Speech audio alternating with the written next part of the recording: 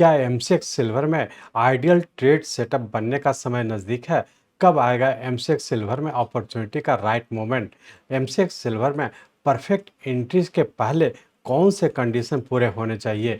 Neo web के reliable framework से कैसे करें सिल्वर को प्रेडिक्ट? नमस्कार दोस्तों, स्वागत है आपका डॉक्टर संजय वेब के यूट्यूब चैनल में। दोस्तों, आज मैं doctor Sanjay Sinha, technical analyst working on neo web since last 28 years. Start करने से पहले मैं समझता हूं कि आप लोग निश्चित रूप से डिस्क्लेमर को अच्छे से देखकर पढ़कर समझ लिए होंगे। इस चैनल पर दिए गए सभी कंटेंट एजुकेशनल पर्पस से बनाए गए हैं और इसका उद्देश्य किसी भी प्रकार की एडवाइस या रिकमेंडेशन करना नहीं है। हम सेबी रजिस्टर्ड फिनेंशियल एडवाइजर नहीं है, इसलिए हम आपको स्ट्रिक्टली सलाह देते हैं कि अपने प्रोफेशनल के कंसल्टेशन के बिना आप कोई भी डिसीजन, फिनेंशियल इन्वेस्टमेंट, ट्रेडिंग या कुछ भी ना करें। कुछ भी प्रॉफिट या लॉस होता है तो उसके लिए रिस्पॉन्सिबल आप खुद होंगे। इस यूट्यूब वीडियो में करंट सिचुएशन में MCX silver real time chart पर बड़े डिग्री वेव, लॉन्ग टर्म से छोटे degree wave, very short term को घटते क्रम में एमसीएक्स सिल्वर किस प्लेस पर है पता लगाएंगे। न्यू एनालिसिस मार्केट को प्रिडिक्ट करने के एडवांस टूल्स देता है। Experience traders and professionals in advance tools का यूज करते हैं। आज के वीडियो में हम इन सभी रेलेवेंट टूल्स का खुलासा करेंगे। दोस्तों, एमसीएक्स सिल्वर अभी लॉन्ग टर्म, मीडियम टर्म और शॉर्ट टर्म में ऊपर के डायरेक्शन में है। वेरी शॉर्ट टर्म में एमसीएक्स सिल्वर करेक्शन में है। करेक्शन के वेब पैटर्न को न्यू एनालिसिस से एक्सप्लोर करें।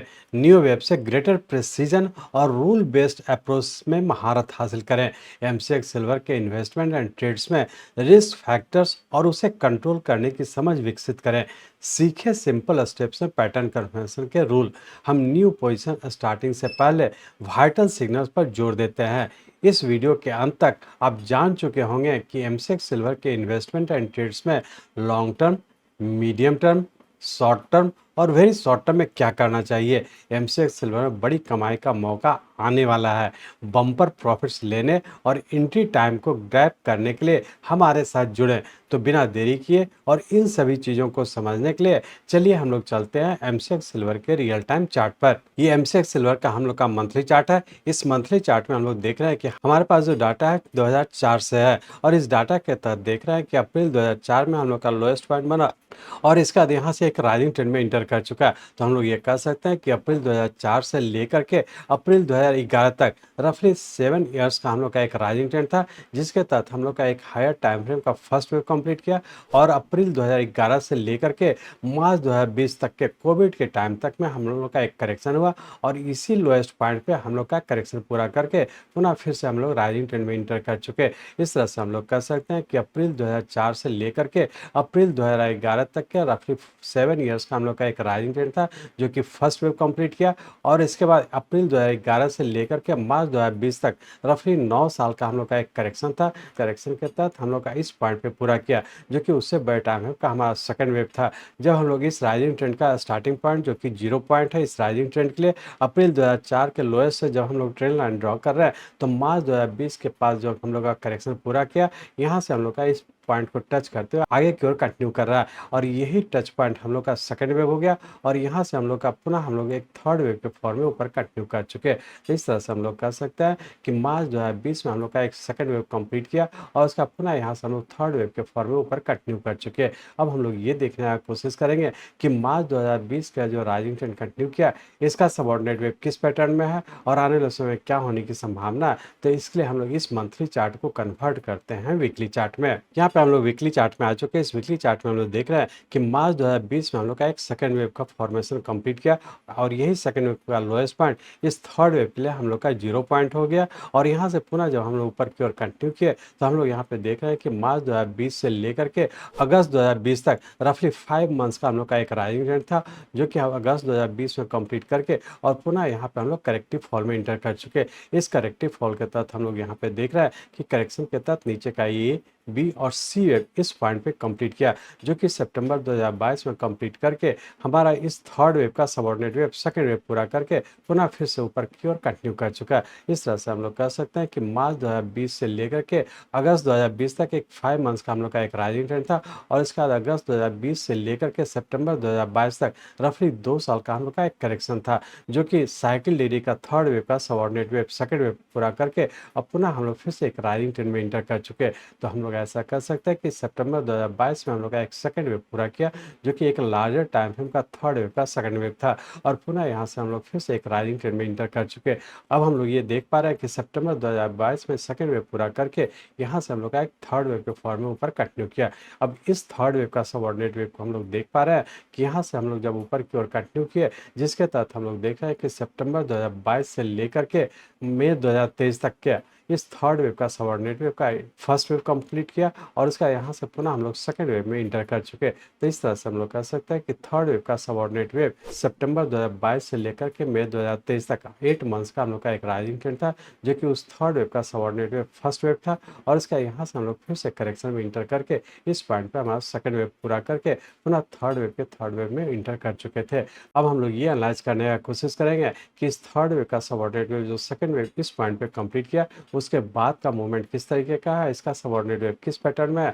तो इसके लिए हम लोग इस वीकली चार्ट को कन्वर्ट करते हैं डेली चार्ट में। यहाँ पे हम लोग डेली चार्ट में आ चुके हैं। इस डेली चार्ट में हम लोग देख रहे हैं कि यहाँ पे हम लोग का 28 फरवरी 2024 को हम लोग का सेकंड वेव पूरा करके पुनः एक थर्ड वेव के फॉर्म में ऊपर कंटिन्यू कर चुके हैं। अब इस थर्ड वेव के सबऑर्डिनेट वेव को देख पा रहे हैं कि यहाँ से हम लोग जब ऊपर की ओर कंटिन्यू किया, जिसके तहत ऊपर का 1, 2, 3, 4 और 5 वेव इस पॉइंट पे पूरा करने का, जो कि 29 मई 2024 को थर्ड वेव पूरा करके और पुनः करेक्टिव फॉल में इंटर कर चुके, जिसके तहत नीचे का ए, बी और सी वेव इस पॉइंट पे कंप्लीट किया, जो कि 5 अगस्त 2024 को कंप्लीट करके और पुनः यहाँ से ऊपर कंटिन्यू कर चुके। इस तरह से हम लोग कह सकते हैं कि एक साइकिल डेली के हम लोग का थर्ड वेव में है, लेकिन उसके सबऑर्डिनेट वेव की बात करें तो 28 फरवरी 2024 से हम लोग का फिर से एक राइजिंग ट्रेंड कंटिन्यू किया, जो कि हम लोग का यहाँ पे थर्ड वेव पूरा करने का, जिसमें कि हम लोग का रफली 3 मंथ्स का टाइम लगा।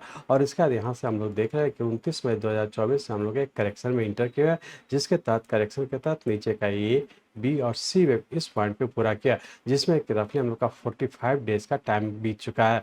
लेकिन अब हम लोग ये देखने की कोशिश करेंगे कि यहाँ पे हम लोग का करेक्शन का जो एक फ्लैट पैटर्न का फॉर्मेशन हुआ और उसके बाद जो ऊपर की ओर कंटिन्यू किया, इसका सबऑर्डिनेट वेव किस पैटर्न में है और आने वाले समय क्या होने की संभावना है।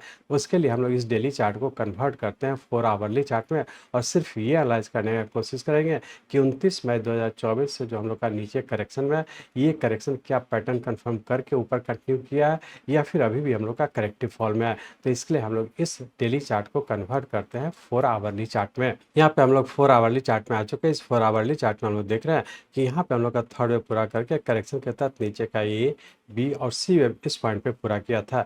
अब हम लोग यहाँ पे देख पा रहे हैं कि यहाँ पे चूंकि हम लोग का पैटर्न कंफर्म नहीं किया, ये इंडिकेट कर रहा है कि हम लोग का यहाँ पे एक करेक्शन का पूरा करके पुनः एक करेक्टिव राइज में इंटर किया था, और इस पॉइंट पे करेक्टिव राइज मतलब इस पॉइंट पे हम लोग का एक वेव पूरा करके पुनः करेक्शन में इंटर किए हुए।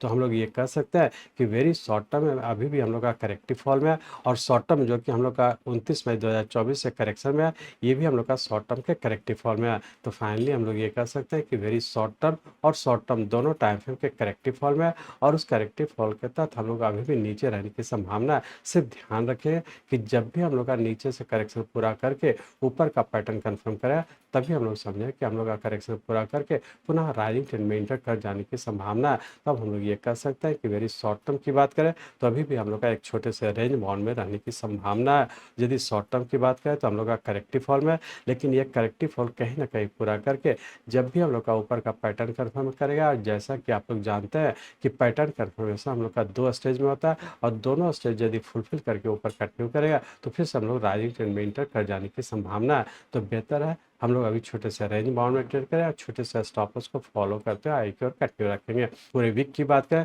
तो पूरे वीक के तहत अभी हम लोग का छोटे से रेंज बाउंड में नीचे रहने की संभावना है। तो पूरे वीक के लिए रेंज बाउंड के तहत हो सकता है कि ऊपर का 88,000 और नीचे का 78,000 इसी रेंज बाउंड में रहने की संभावना है।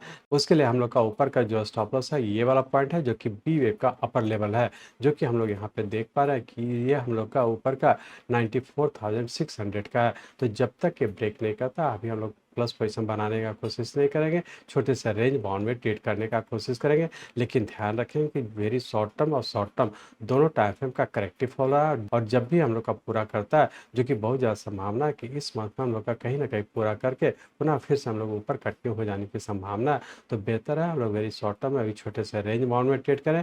लेकिन ध्यान रखें पैटर्न कन्फर्मेशन होने का पुनः हम लोग फिर से राइजिंग ट्रेंड में इंटर कर जाने की संभावना है।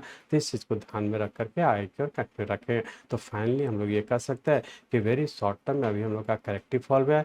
शॉर्ट टर्म हम लोग का यहाँ से जो कंटिन्यू किया था इसके भी हम लोग करेक्टिव फॉल में है, लेकिन शॉर्ट टर्म का करेक्टिव फॉल कहीं ना कहीं पूरा होने की संभावना है। यदि मीडियम टर्म की बात करें तो मीडियम टर्म में हम लोग का 28/2024 जो राइजिंग ट्रेंड कंटिन्यू किया, जिसका कि हम लोग का यहाँ पे एक मीडियम टर्म पूरा किया, और यहीं से हम लोग का पुनः हम लोग का फिर से एक लॉन्ग टर्म के भी राइजिंग ट्रेंड में इंटर किए हुए हैं। तो लॉन्ग टर्म की बात करें तो हम लोग का राइजिंग ट्रेंड में है, जहाँ भी करेक्टिव फॉल रहा है यहाँ पे हम लोग बाई करेंगे। उसके लिए हम लोग का लॉन्ग टर्म का लोअर स्टॉप लॉस रखेंगे।